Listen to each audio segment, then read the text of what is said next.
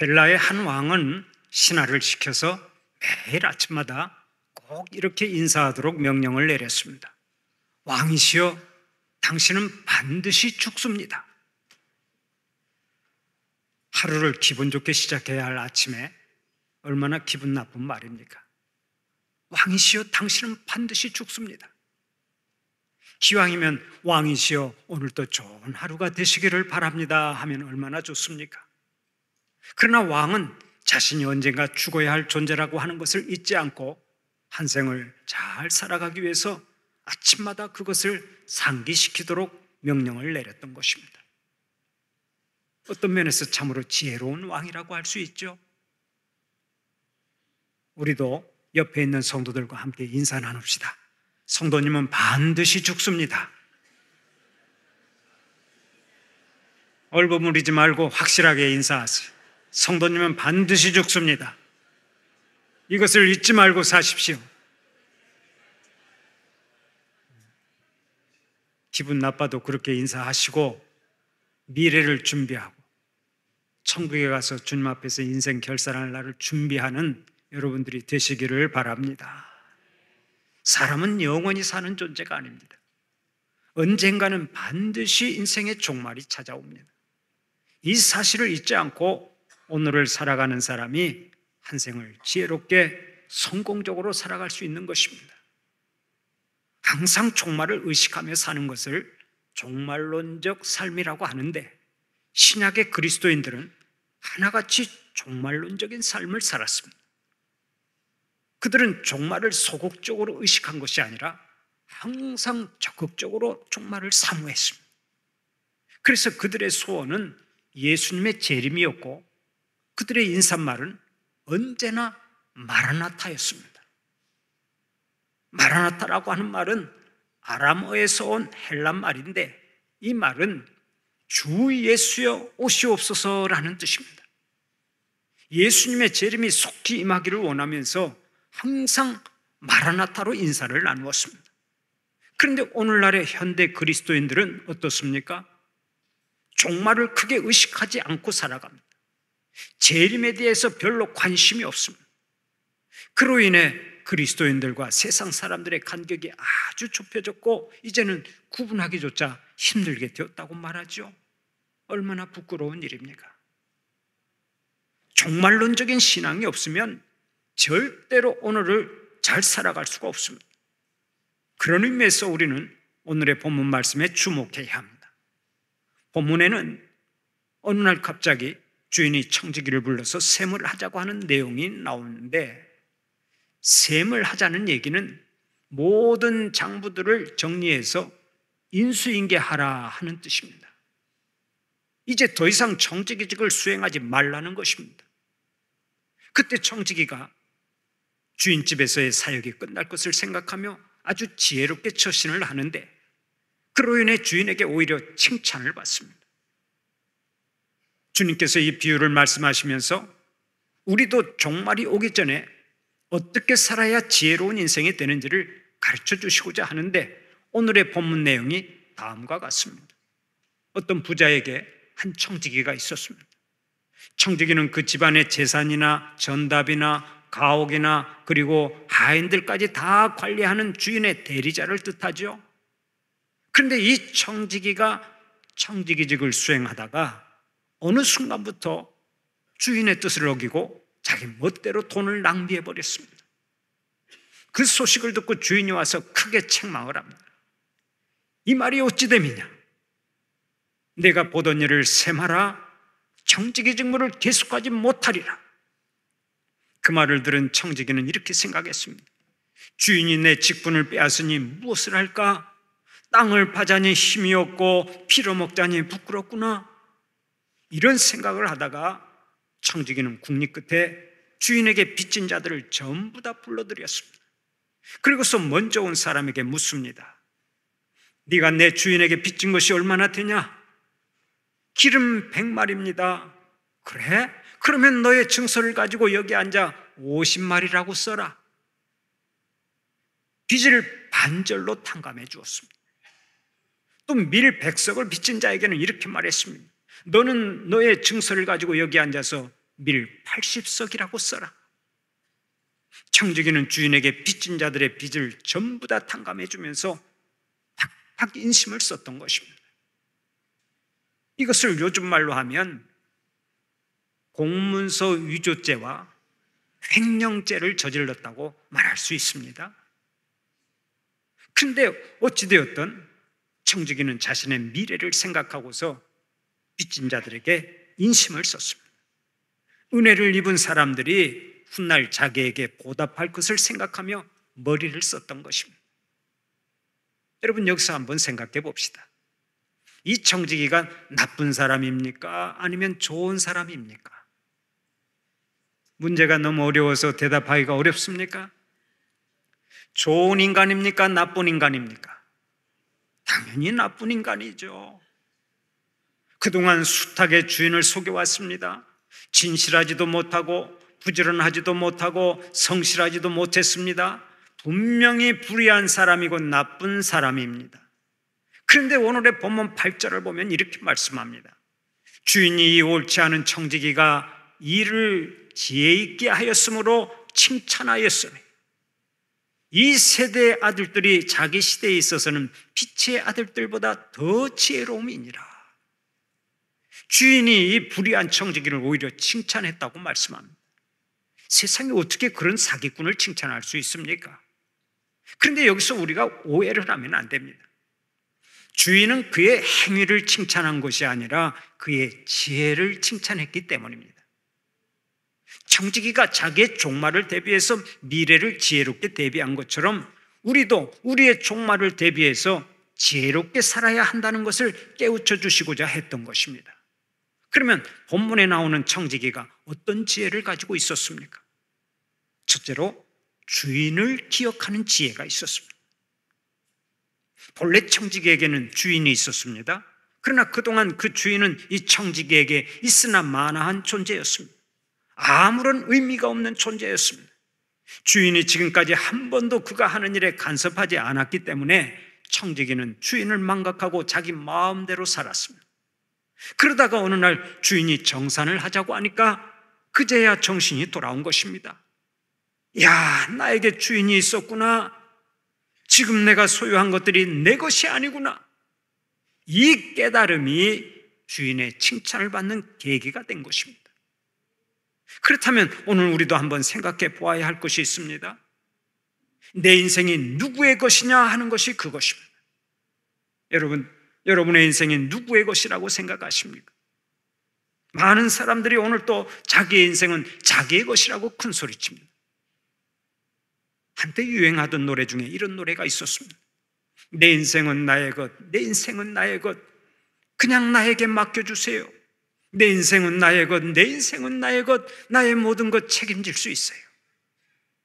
아마 한때 이 노래를 흥얼거리고 살았던 그런 기억이 있을 것입니다.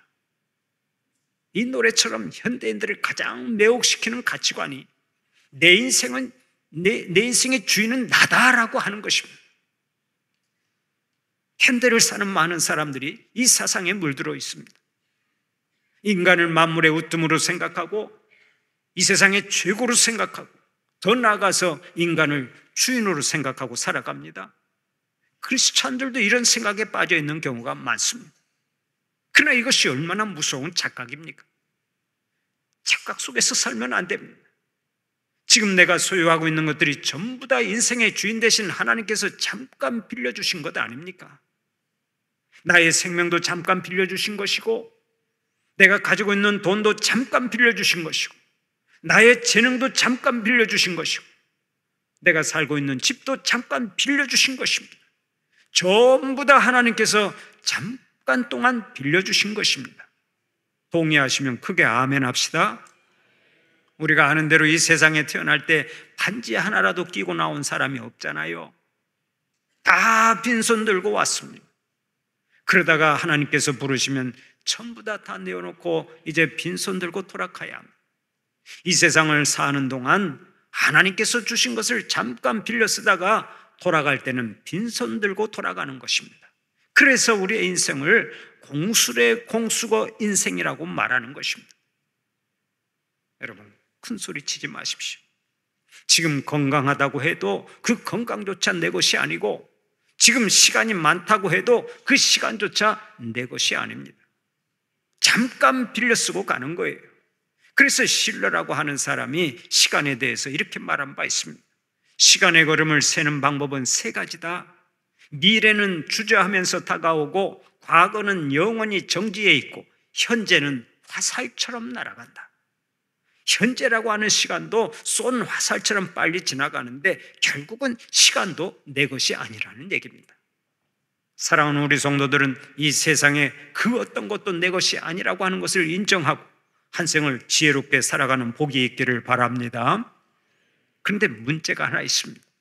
우리가 입술로는 내 인생의 주인이 하나님이시다 하고 고백하면서도 삶 속에서는 내가 주인인 것처럼 살아간다고 하는 것이 그것입니다. 우리는 매일같이 내 인생의 주인은 하나님이십니다 하고 고백하면서 실제의 삶 속에서는 내가 주인 행세를 하고 살아갑니다. 이런 사람을 가리켜서 뭐라고 하는지 아십니까? 이런 사람을 가리켜서 실천적 무신론자라고 말합니다.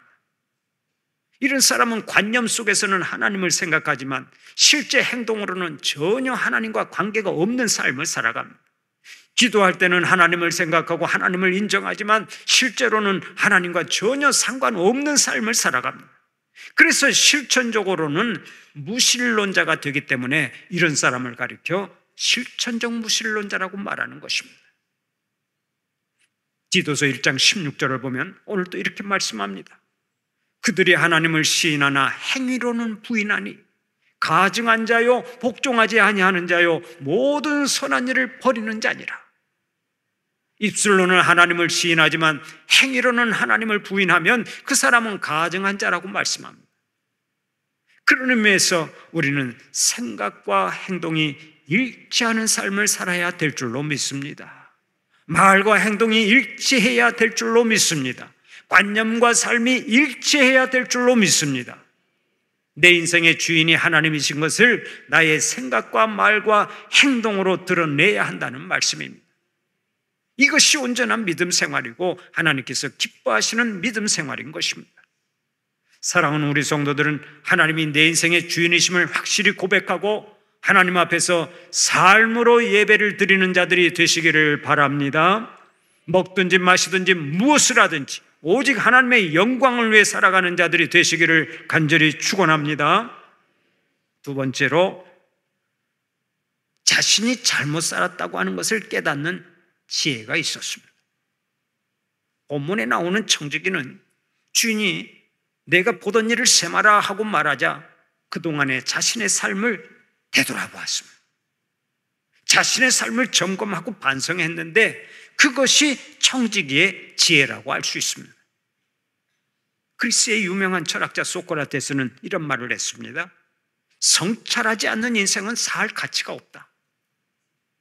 자신의 삶을 평가하고 반성하지 않는 인생은 살 가치가 없다는 것입니다. 상당히 뼈가 있는 얘기죠. 인생은 속도가 아니라 방향입니다. 삶의 목적이 바르게 설정된 것이 중요하지 얼마나 빨리 목표를 달성하느냐가 중요한 것이 아니라는 말씀입니다. 그렇다면 오늘 여러분의 삶의 목적은 무엇입니까? 여러분의 삶의 방향은 어디를 향하고 있습니까? 순천 출신의 문학가 정채봉 선생의 저서 멀리 가는 향기라는 책을 보면 이런 이야기가 나옵니다. 1960년대에 서울로 올라온 한 시골 청년이 서울 사람들이 사는 모습을 보고 고향에 있는 친구에게 편지를 보냅니다. 서울 사람들의 삶의 목표는 오직 일자리를 구하는 데 있는 것 같다. 모두가 일자리를 찾느라 애쓰고 있다. 1970년대에 들어서자 이 청년은 다시 고향 친구에게 편지를 씁니다. 서울 사람들의 삶의 목표는 오직 돈에 있는 것 같다. 돈을 벌기 위해서라면 수단과 방법을 가리지 않는다. 이것이 그의 눈에 비친 서울 사람들의 모습이었습니다.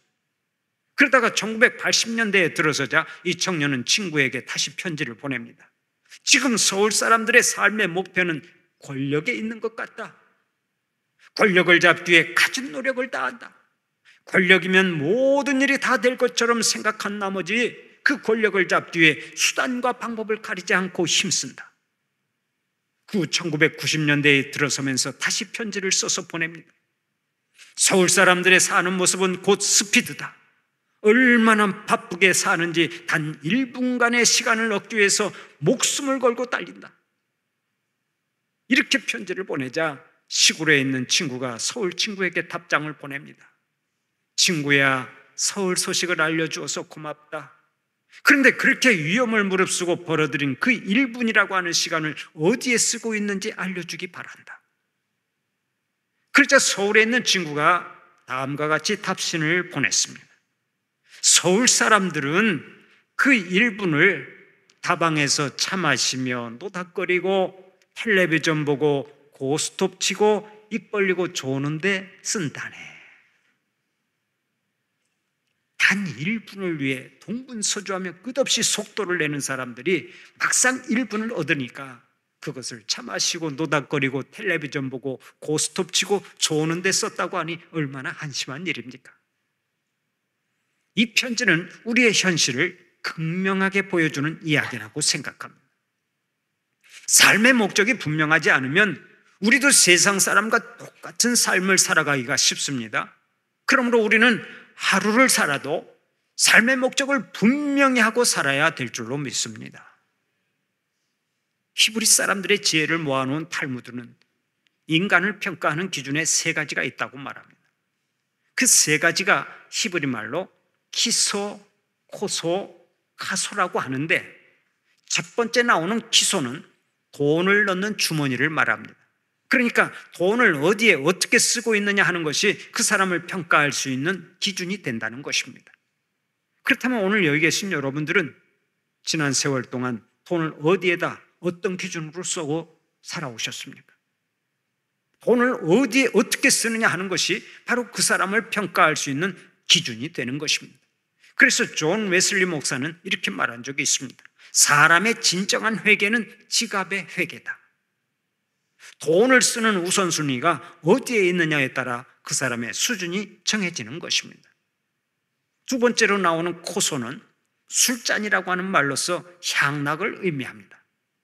사람은 무엇을 즐기고 무엇에 빠져 있고 무엇에 마음을 빼앗기고 있느냐 하는 것이 그 사람을 평가하는 기준이 된다는 것입니다.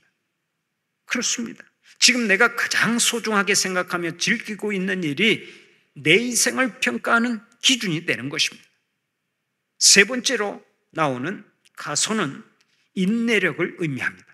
다시 말하면 자기를 얼마나 억제할 수 있느냐 하는 것입니다. 흔히 우리가 가지고 있는 고통 가운데 가장 참을 수 없는 고통이 후회라고 말하는 사람들이 많습니다. 그때 내가 그 말을 하지 말았어야 했는데, 그때 그 길로 가지 말았어야 했는데, 그때 그 사람을 용서해 주어야 했는데,